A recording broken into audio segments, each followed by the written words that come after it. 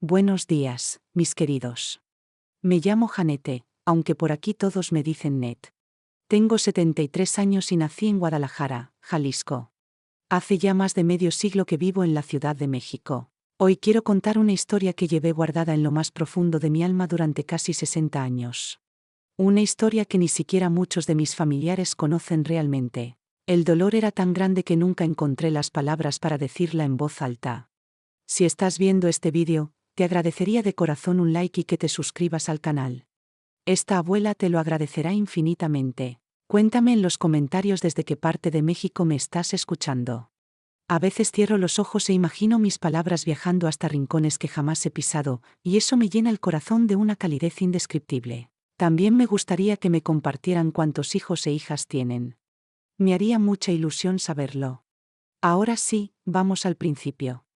Corría el año 1965 y yo tenía apenas 14 años. Vivíamos una vida sencilla, pero llena de armonía. Mi papá, Valdir, era policía militar, un hombre tan recto que no aceptaba ni un café gratis durante su jornada. Un policía debe ser ejemplo, Ned, repetía mientras se acomodaba su uniforme impecable antes de salir a trabajar. Mi mamá, Marilén, era maestra de primaria, una mujer tenaz que se levantaba a las 5 de la mañana para preparar el desayuno, alistar la lonchera de mi papá y aún así llegar puntual a su escuelita. Vivíamos en una casa modesta en la colonia Condesa, que en ese entonces aún tenía un aire de pueblo tranquilo. Teníamos un patio generoso con árboles de mandarina, guayaba y un limonero que mi papá cuidaba como si fuera un hijo más. Yo era hija única. Después de varios intentos fallidos, los médicos recomendaron a mamá no volver a embarazarse. Así que crecí como el centro de atención de ambos, pero nunca me malcriaron. Los privilegios conllevan deberes, me decía mamá cuando me quejaba por tener que barrer o ayudar a lavar los trastes. Estudiaba en la misma escuela donde ella enseñaba, lo cual para una adolescente era una pesadilla. No podía hacer nada sin que ella lo supiera al instante. Nuestros fines de semana eran sencillos. Los sábados íbamos al mercado de la Merced. Los domingos, después de misa, tocaba sopa de fideos y recibir a los amigos de mi padre, casi todos también policías, con sus familias. No teníamos lujos, pero sí mucha paz y cariño. Todo comenzó a cambiar aquel invierno de 1965. Recuerdo perfectamente el frío cortante de julio en la ciudad, ese que cala hasta los huesos. Una noche, papá llegó más tarde de lo habitual, con una expresión distinta. No era cansancio, era emoción. Aquel hombre parco de palabras no paraba de hablar durante la cena. Hoy conocí a un chico que me partió el alma, dijo mientras revolvía la sopa de frijoles que mamá había cocinado. Fue en un operativo en Tepito, continuó. La mamá, adicta, fue detenida por narcotráfico. Del padre, nadie sabe nada. El muchacho estaba ahí, flaco, asustado, sin tener dónde ir. Mi mamá lo escuchaba en silencio, como solía hacerlo. Siempre respetó mucho el trabajo de papá, a pesar del peligro que implicaba. Se llama Bernardo, dijo. Tiene 16 años. Y a pesar de todo, es un joven educado. Podría estar metido en el crimen como muchos otros, pero, estudia. Tiene sus cuadernos ordenados. Buenas notas. Fue entonces cuando vi en los ojos de papá algo que jamás había visto, una mezcla de decisión y súplica. Irá a un albergue estatal, pero ya sabes cómo son esos lugares. No hay recursos ni para los niños pequeños, menos para un adolescente. Mamá le puso una mano sobre la suya. Parecía anticipar lo que venía. Y vino. Marilén, tenemos espacio. Ned siempre quiso un hermano. Recuerdo el silencio que se hizo entonces. Un silencio denso, lleno de posibilidades. Mamá lo miró, luego a mí, luego volvió a mirarlo. ¿Estás hablando de adoptarlo, Valdir? Él asintió con una firmeza serena, pero inquebrantable. Podría quedarse en el cuarto del fondo, el que era de tu mamá. Ya es casi un hombre. No nos dará problemas. Y créeme, este chico es especial. Lo siento. Esa noche hablaron largo y tendido. Yo, como si no estuviera, me quedé allí sentada escuchando sus pros y sus contras. Mamá tenía sus dudas, como era de esperarse. No era una decisión que se tomara a la ligera. Pero papá estaba convencido de una manera que nunca le había visto. Vi algo en él, decía. Vi la posibilidad de cambiarle la vida a alguien. Mamá, con su corazón blando pese a su fachada firme de maestra, acabó cediendo. Vamos a conocerlo primero, dijo. Con calma. La semana siguiente, papá logró que le dieran permiso para traer a Bernardo a almorzar. Yo me pasé toda la mañana espiando por la ventana, llena de curiosidad. Cuando llegó, bajó primero papá y luego un chico delgado, de cabello castaño bien cortado. Llevaba una camiseta limpia, aunque deslavada, y un pantalón de mezclilla gastado. Bernardo entró a la casa con pasos lentos, como si entrara a un lugar sagrado, temeroso de tocar algo. Tenía los ojos grandes, castaños y tristes, y una sonrisa tan tímida que apenas se asomaba. Hablaba poco, muy educado. A mis padres los llamaba señor y señora. A mí me dijo, niña. Puedes decirme Ned, le respondí intentando romper el hielo. Todos me dicen así. Él asintió, sin mirarme directamente. Gracias, Ned. El almuerzo comenzó con cierta tensión. Bernardo comía despacio, con porciones pequeñas, como si tuviera miedo de que se acabara o alguien le quitara el plato. Mi madre lo notó enseguida con ese instinto suyo de maestra cariñosa. Hijo, hay más comida si quieres repetir, le dijo con voz suave, la misma que usaba con sus alumnos más tímidos. Fue la primera vez que Bernardo sonrió con sinceridad. Una sonrisa que le iluminó la cara y lo hizo parecer casi un niño. Usted cocina delicioso, doña Marilén, dijo alzando la mirada hacia mi madre por primera vez. Vi la mirada que mis padres se cruzaron en ese instante. Con los años entendí que fue en ese momento que tomaron la decisión de verdad. En las semanas siguientes, Bernardo empezó a venir con más frecuencia. A veces se quedaba a cenar, ayudaba a papá a regar el patio, me preguntaba por mis clases. Cada vez se le notaba más relajado. Nos contó que su madre lo dejaba solo por días, que muchas veces no había nada que comer, que desde muy pequeño aprendió a arreglárselas solo. Dijo que soñaba con ser mecánico.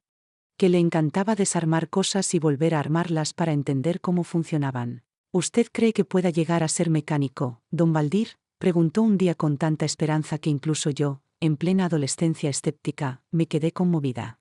Claro que sí, hijo, le respondió papá, posándole una mano en el hombro. Con esfuerzo y disciplina, puedes ser lo que quieras. Bernardo se puso rígido al principio, como si no estuviera acostumbrado al contacto, pero luego se relajó. Mamá fue la que más se tardó en convencerse por completo. No por falta de cariño, sino por precaución. Observaba más de lo que hablaba. Yo notaba cómo lo seguía con la mirada cuando él no se daba cuenta. Le hacía preguntas casuales que en realidad eran pequeñas pruebas para conocerlo mejor. Una noche, después de que Bernardo se fue, la escuché hablando con papá en la cocina. Es un buen chico, Baldir. Ha vivido cosas terribles y aún conserva la bondad. Eso no se ve todos los días. Lo sé, Maril. Solo me preocupa no poder darle lo que necesita. ¿Y si se nos sale de las manos? ¿Y si requiere más ayuda de la que podemos ofrecer? Vamos un día a la vez, dijo él. Pero ese muchacho necesita una familia, y creo que podemos serla. 3 meses después de aquel primer almuerzo, en octubre de 1965, Bernardo se mudó con nosotros oficialmente. Los trámites no fueron tan engorrosos como podrían haber sido. Papá conocía gente en el sistema y la madre biológica de Bernardo firmó los papeles sin pensarlo 2 veces, feliz de librarse de lo que consideraba una carga. Arreglamos el cuarto del fondo, el que había sido de mi abuela antes de fallecer. Pintamos las paredes de azul claro, pusimos una cama nueva, un escritorio, una repisa para sus cosas. Mamá le compró ropa, útiles escolares, hasta una radio pequeña para que escuchara música. El día que llegó para quedarse, mamá le horneó un pastel de chocolate que decía con confites de colores: «Bienvenido a la familia, Bernardo». Él lo miró, y por primera vez desde que lo conocimos, rompió en llanto. No trató de ocultarlo, ni se avergonzó. Solo dejó que las lágrimas salieran mientras repetía una y otra vez: «Nadie había hecho algo así por mí». Mamá lo abrazó, y esta vez él no se apartó. Papá, que no era de mostrar emociones, se limpió discretamente los ojos. La adaptación no fue inmediata ni perfecta. Bernardo tenía hábitos raros. A veces despertaba gritando en medio de la noche.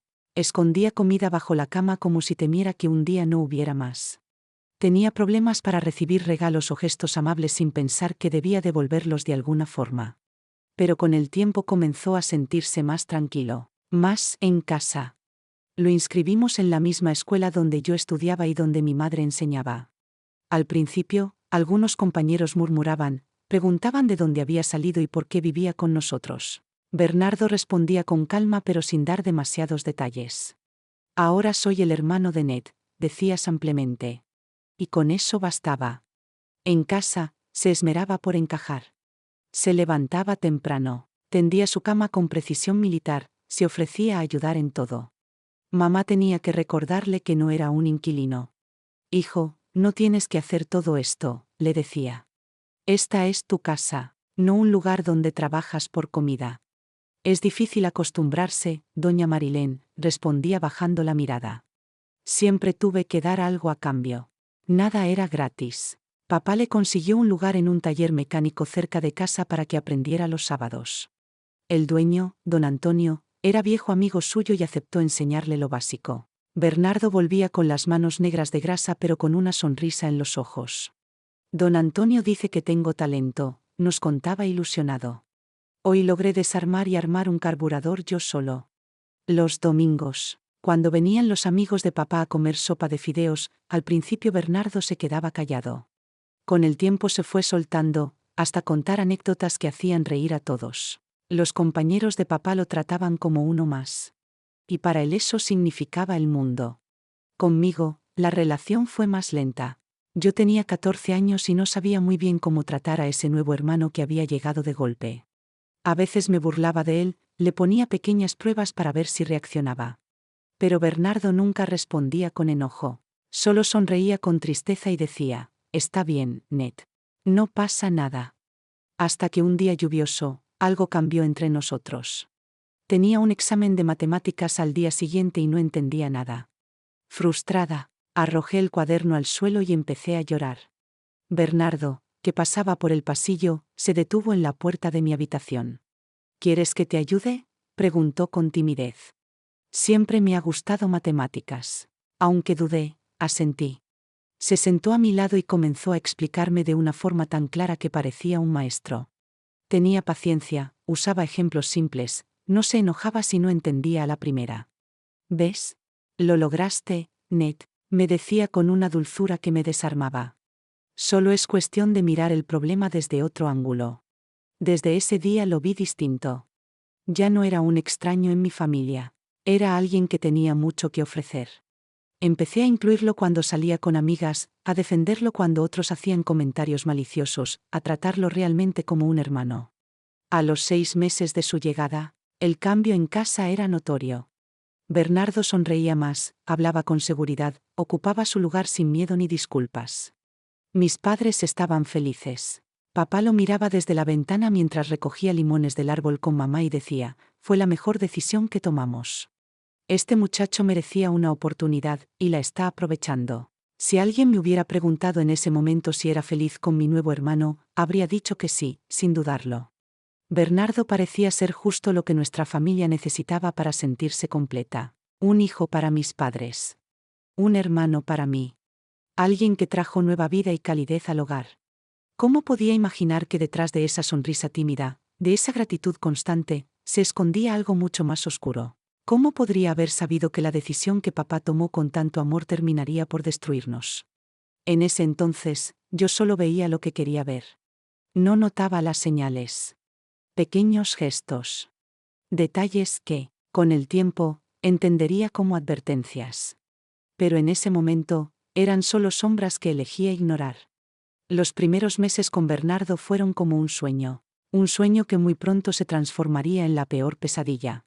¿Alguna vez han sentido esa vocecita en la cabeza que dice que algo no encaja? Esa sensación sutil pero persistente de que algo anda mal, aunque no sepas exactamente qué. Yo la sentí. Pero la ignoré. Quería creer que todo estaba bien. Tal vez por inocencia, tal vez por miedo a decepcionar a mis padres, tal vez por no querer enfrentar algo que no podía entender del todo. Era principios de 1966, unos 3 meses después de que Bernardo se instalara en casa oficialmente, cuando comencé a notar pequeños cambios. Detalles mínimos. Cosas fuera de lugar que, en otro contexto, podrían haber pasado desapercibidas. Como cuando notas que un cuadro está torcido en la pared, pero no sabes decir cuándo se movió. Lo primero que me inquietó fue la forma en que miraba a mamá cuando pensaba que nadie lo veía. No era la mirada de un hijo a su madre. Tampoco una mirada agradecida. Era otra cosa. Más intensa, casi posesiva. A veces, cuando ella pasaba junto a él en la cocina y le tocaba el hombro con cariño, vi en sus ojos algo que no supe identificar en ese momento. Hoy, sé que era rabia contenida. Una mañana, me desperté más temprano de lo habitual y fui a la cocina por agua. Me detuve al oír voces en voz baja. Era mamá, preparando el café como siempre a las 5, y Bernardo, que se había levantado también. No tenías que levantarte tan temprano, hijo, le decía mamá con su tono habitual. Me gusta estar a solas con usted, respondió él. Ese tono me heló la sangre. No la entienden como yo la entiendo, ni don Baldir ni Ned. Mamá se rió, nerviosa, con esa risa que usaba cuando no sabía cómo responder. No digas tonterías, Bernardo. Somos una familia. Antes no tenía nada. Ahora la tengo a usted. Fue la forma en que lo dijo lo que me perturbó. No dijo, ahora los tengo a ustedes o, ahora tengo una familia. Fue directo, la tengo a usted. Como si ella le perteneciera. Cuando entré en la cocina, Bernardo cambió en un segundo. Volvió a ser el joven amable de siempre, me ofreció un vaso de leche, preguntó si dormí bien. Pero yo lo había visto antes de que se colocara la máscara. Esa mirada de irritación por haber interrumpido lo que él sentía como un momento íntimo. Se lo conté a mi mejor amiga, Solange. ¿No será que estás celosa?, dijo riendo. Es normal, llega un hermano nuevo y todo cambia. Tal vez era eso. Tal vez eran celos disfrazados de sospecha. Decidí darle una oportunidad y esforzarme por aceptarlo del todo. Pero las cosas extrañas no paraban. Mamá empezó a notar que desaparecían algunos de sus objetos personales. Un lápiz labial, un peine, una fotografía antigua. Cosas pequeñas, que podrían haberse perdido sin más. Cuando lo mencionaba en la mesa, Bernardo era el primero en ofrecerse a ayudar a buscar. Siempre con cara de preocupación. Qué raro, doña Marilén, ¿está segura de que no lo dejó en la escuela? Un día, regresé temprano del colegio porque me sentía mal. No había avisado a nadie. Papá estaba en el trabajo, mamá en la escuela, y Bernardo debería estar en el taller. Pero al entrar, todo estaba en silencio, y entonces oí ruidos en la habitación de mis padres. Pensé que eran ladrones. Me acerqué con sigilo, temblando de miedo. Espié por la puerta entreabierta. Y lo vi. Bernardo estaba acostado en la cama de mis padres, abrazando la almohada de mamá. Tenía el rostro hundido en ella, respirando profundamente, como queriendo impregnarse de su olor. A su lado, desparramados sobre la cama, estaban los objetos que supuestamente se habían perdido. El lápiz labial, el peine, las fotos. Sentí que el corazón se me iba a salir del pecho. Me retiré en silencio, sin que me viera. Me fui directo a casa de Solange, fingiendo que me había descompuesto en la calle. Esa noche no dormí. Quise contárselo a mis padres, pero, ¿cómo explicar algo así? ¿Qué les iba a decir? Que Bernardo olía la almohada de mamá. Hasta a mí me sonaba ridículo. ¿Y si todo eran celos, como dijo Solange? ¿Y si estaba exagerando? Decidí observar más antes de hablar. Puse atención en cada gesto de Bernardo. En cómo actuaba según quien estuviera presente. Con papá era perfecto, educado, servicial, interesado por las historias de patrullaje. Con mamá, se mostraba vulnerable, casi como un niño, buscando siempre su afecto físico. Conmigo, oscilaba entre protector distante y completo desinterés. Pero había momentos en que la máscara se deslizaba, como aquella vez que papá lo corrigió frente a un vecino sobre cómo sostener una herramienta. Vi en su cara una mueca de odio puro, que enseguida disfrazó con una sonrisa. O cuando mamá dijo con orgullo que yo había sacado la nota más alta en español. Bernardo rompió el lápiz que tenía en la mano, fingiendo que no fue a propósito. Empezaron a desaparecer más cosas en la casa. El reloj antiguo de papá, regalo de su padre. Un juego de platos de la boda de mamá. Mi diario, que escondía bajo el colchón. Bernardo siempre tenía una coartada perfecta. Siempre estaba en otro lado, siempre tenía una respuesta lógica. Un día encontré a mi gato, Romeo, muerto en el patio. Era joven, sano. Papá lo enterró bajo el guayabo mientras yo lloraba desconsolada. Bernardo me acompañó, me puso el brazo sobre los hombros. Seguro comió algo envenenado en la calle, Ned. No te encariñes tanto con los animales, siempre se van. Pero su tono me heló la piel. Lo miré y vi algo en su expresión que me perturbó profundamente. Como si estuviera disfrutando de mi dolor. Aparté ese pensamiento. No podía ser. No podía ser eso.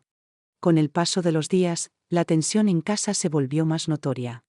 Bernardo comenzó a sembrar pequeñas semillas de discordia entre mis padres. Nada evidente.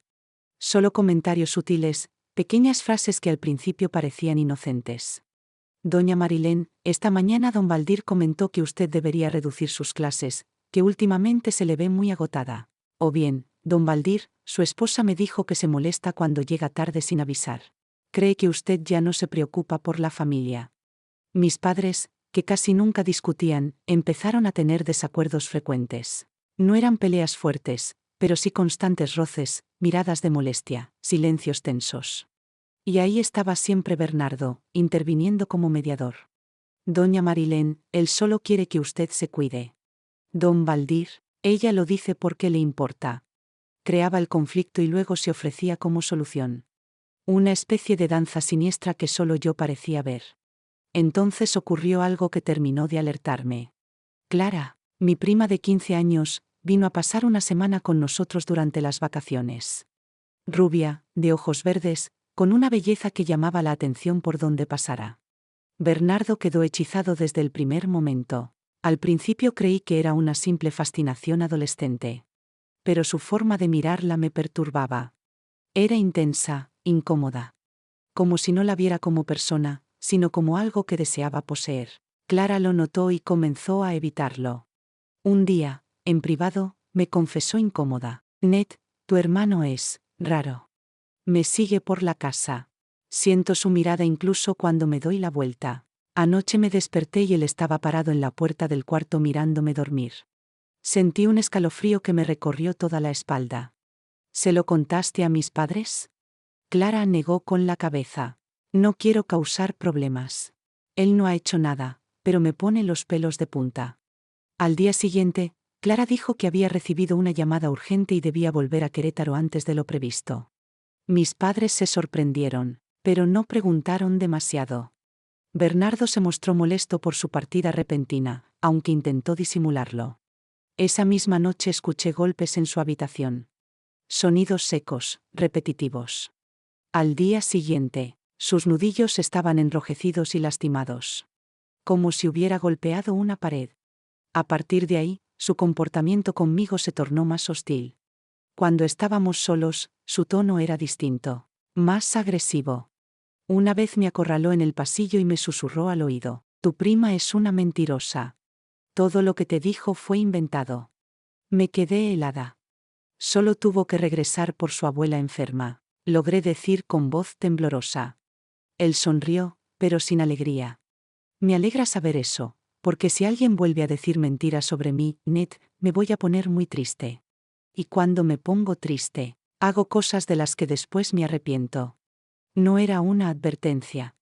Era una amenaza directa. Me quedé paralizada. Cuando se alejó, corrí al baño y vomité. El miedo que sentía ya no era imaginario. Era real, físico. Ya no podía callar más. Tenía que contarlo. Esperé a estar sola con papá, un domingo por la tarde. Mamá había salido a visitar a una amiga enferma. Bernardo, según decía, estaba en la biblioteca estudiando para un examen. Papá, comencé con la voz temblorosa. Necesito hablar contigo sobre Bernardo. Papá bajó el periódico y me miró serio. Le conté todo. Lo que había visto en la habitación de ellos. Los objetos desaparecidos. La manera en que miraba a mamá. El incidente con Clara. Las amenazas. Su expresión fue cambiando a medida que hablaba, primero sorpresa, luego preocupación, finalmente una mezcla de tristeza e incredulidad. Cuando terminé, hubo un largo silencio. Papá suspiró profundamente. Ned, ¿Estás segura de que no estás exagerando? Bernardo ha tenido una vida dura. Es normal que tenga actitudes extrañas. Sentí como si me hubieran dado una bofetada. Papá, no son solo actitudes raras. Hay algo mal en él. No lo ves, pero yo sí. Papá se frotó la cara, lucía agotado. Hija, Bernardo todavía se está adaptando. Y fui yo quien insistió en adoptarlo, no él. Tal vez estás viendo problemas donde no los hay. Y en ese momento, se escuchó la puerta principal abrirse. Bernardo entró cargando algunos libros. Nos miró a los dos en silencio. Algo en su mirada cambió al instante.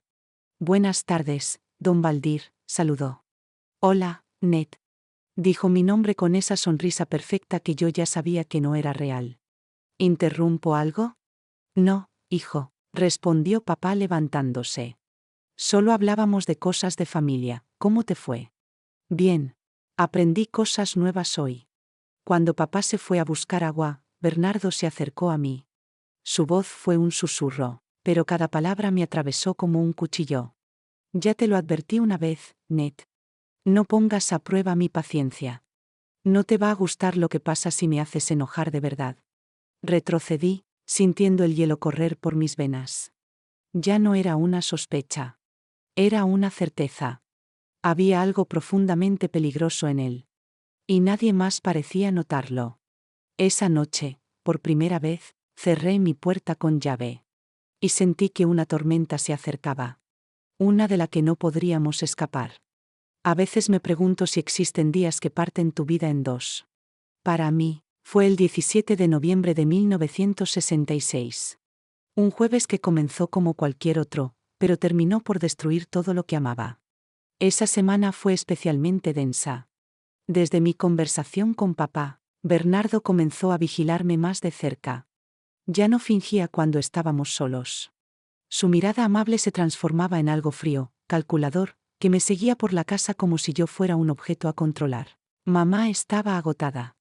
En la escuela había problemas de disciplina, juntas que se alargaban hasta la noche, compañeros que renunciaban. Llegaba a casa con los hombros caídos y los ojos apagados por el cansancio. Recuerdo que ese jueves desperté con un nudo en el pecho. Una angustia sin forma, pero persistente.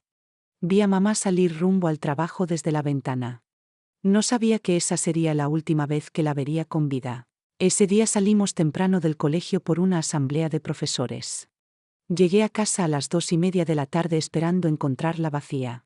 Papá estaba en comisaría, mamá en la escuela, y Bernardo en el taller. Pero al abrir la puerta, me invadió una sensación extraña. No era el silencio habitual de una casa vacía. Era un silencio espeso, denso, como si el aire mismo temiera respirar. Y entonces lo sentí, un olor metálico, tenue pero penetrante. No supe identificarlo en ese momento. Ahora sé que era el olor de la sangre. ¿Hay alguien?, pregunté en voz baja. Nadie respondió. Dejé la mochila en el sofá y avancé por el pasillo. La puerta del cuarto de mis padres estaba entreabierta. Un hilo de luz escapaba hacia el pasillo oscuro. La empujé lentamente, con el corazón martillando en mi pecho. Lo que vi me marcaría para siempre. Mamá yacía sobre la cama, vestida con su vestido azul favorito. Tenía el rostro pálido, congelado en una expresión de horror. Sus ojos estaban abiertos, vidriosos, fijos en el techo. Su garganta había sido abierta de lado a lado. Un tajo tan profundo que parecía un intento de decapitación. Junto a la cama, sentado en una silla como si contemplara una pintura, estaba Bernardo. Sus manos estaban cubiertas de sangre. A su lado, en el suelo, el cuchillo de cocina que mamá usaba los domingos para cortar carne. No notó mi presencia de inmediato. Parecía ausente, en trance, mirando el cuerpo como si admirara su obra. Un sonido salió de mi garganta. No fue un grito. Fue un ruido animal, primitivo, nacido del puro espanto. Bernardo giró lentamente la cabeza hacia mí. Annette, dijo como si estuviéramos charlando en el desayuno. Llegaste temprano hoy. No pude hablar. Mis ojos iban de la mamá y de regreso, sin comprender. Ella también llegó antes, continuó con calma. Dijo que se sentía cansada, que quería recostarse un rato. Sonrió. Una sonrisa vacía. Creo que ahora descansará para siempre. Finalmente encontré mi voz. ¿Qué hiciste?, murmuré casi sin aliento. Bernardo ladeó la cabeza, como un perro curioso. ¿Qué crees que hice, netita? Los liberé. ¿Liberaste?, repetí sin entender. Ella era un estorbo.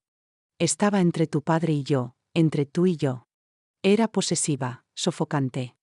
¿No te diste cuenta de cómo nos asfixiaba con su cariño falso? Era como si hablara en otro idioma. Decía palabras, pero no tenían sentido. Mataste a mi madre, dije en voz alta. Y al decirlo, todo se volvió real. Bernardo cambió de expresión. La calma se borró. Sus ojos se tornaron oscuros, crueles. Y ahora tendré que matarte a ti también. Se puso de pie lentamente. Es una lástima. Me caías bien, Ned. Pudimos haber sido una familia. Pero tú nunca me diste la oportunidad. Siempre desconfiando, siempre espiándome. Sentí como el miedo me paralizaba. Sin pensar, sin saber cómo, mi mano se dirigió al cuchillo en el suelo. Lo levanté. Estaba tibio, pegajoso. Aléjate, le dije con una firmeza que no sabía que tenía. Un paso más y te juro. Bernardo soltó una carcajada baja, enfermiza. ¿Tú, vas a matarme a mí? Eres igual que tu madre, débil, frágil. ¿Crees que me importará hacerlo de nuevo? Avanzó un paso. El olor a sangre y sudor me revolvió el estómago. Sus pupilas estaban dilatadas. Más tarde sabríamos que estaba drogado. Te advertí, Bernardo. Mi voz temblaba, pero no retrocedí. Un paso más y lo haré. ¿Crees que puedes detenerme?, murmuró. Le abrí la garganta a tu madre y ni pestañeé. ¿Tú crees que me vas a asustar? Algo dentro de mí se quebró. No sé qué fue. Quizás el miedo se convirtió en furia. Quizás el instinto fue más fuerte. Lo único que sé es que avancé con el cuchillo. No por cálculo. No por defensa. Fue puro instinto. La hoja entró en su abdomen con una facilidad que me estremeció. Bernardo miró hacia abajo, sorprendido. Luego me miró a los ojos. Y por primera vez, vi miedo en él. ¿Eres? No terminó la frase. Cayó de rodillas. Arrancó el cuchillo de mi mano, pero la sangre ya fluía sin control. Se derrumbó sobre el suelo, junto a la cama donde yacía mi madre.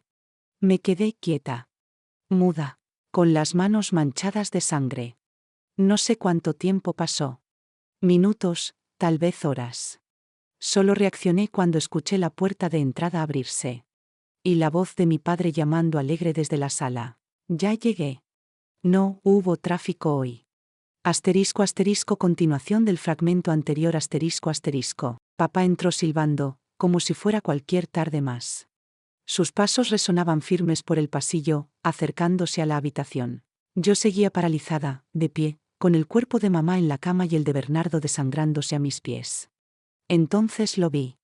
Papá apareció en el umbral, con una sonrisa que se congeló de golpe. Sus ojos recorrieron la escena, la sangre, el cuchillo en el suelo, mi ropa manchada, mi expresión vacía. No dijo nada durante varios segundos. Solo miraba. Después, murmuró con voz entrecortada. ¿Qué pasó aquí? Sus piernas flaquearon. Se sostuvo del marco de la puerta, sin poder quitar la vista de mamá. Me miró. Quiso hablar, pero no le salieron palabras. Fue Bernardo, logré decir. Mi voz era apenas un hilo. Ella llegó temprano, él la estaba esperando. Yo no sabía, no sabía. Las lágrimas comenzaron a caer. Papá se acercó, tambaleando, y me rodeó con los brazos. Me abrazó fuerte, como si al apretarme pudiera borrar todo lo que había pasado. Lloró. No lo había visto llorar nunca. Ni cuando murió su padre. Ni cuando casi pierde el trabajo. Pero esa tarde, junto a la cama ensangrentada de mamá, se derrumbó por completo. Llamamos a la policía. Vinieron paramédicos, forenses, periodistas. Yo apenas hablaba. Respondía lo justo, sin apartar la vista del suelo. Papá intentaba protegerme, pero sabía que algo en mí se había roto. Bernardo no murió de inmediato. Lo llevaron al hospital, lo operaron. Sobrevivió. Al principio eso me pareció una injusticia. Después comprendí que estar vivo no siempre es una bendición. Durante el juicio, se supo todo. Los informes médicos confirmaron que estaba bajo el efecto de sustancias alucinógenas. También revelaron antecedentes de abuso, negligencia y episodios de violencia durante su infancia. Nada justificaba lo que hizo, pero explicaba cómo llegó a ser quien era. Bernardo fue condenado a cadena perpetua sin posibilidad de libertad condicional. Lo encerraron en una institución psiquiátrica de máxima seguridad. Nunca volvió a mirarme a los ojos. Nunca pidió perdón. Yo no lo odiaba. Ni siquiera sentía rabia. Solo un vacío inmenso, como si me hubieran arrancado una parte del alma y la hubieran arrojado a un pozo sin fondo. Mi padre y yo intentamos reconstruirnos. Pasaron años antes de que pudiéramos dormir sin pesadillas, caminar por la casa sin esperar ver a mamá doblando la ropa o preparando limonada. Su ausencia era un eco constante. Un susurro que flotaba en cada rincón. Y sin embargo, seguimos adelante, porque es lo único que puedes hacer cuando lo has perdido todo, seguir.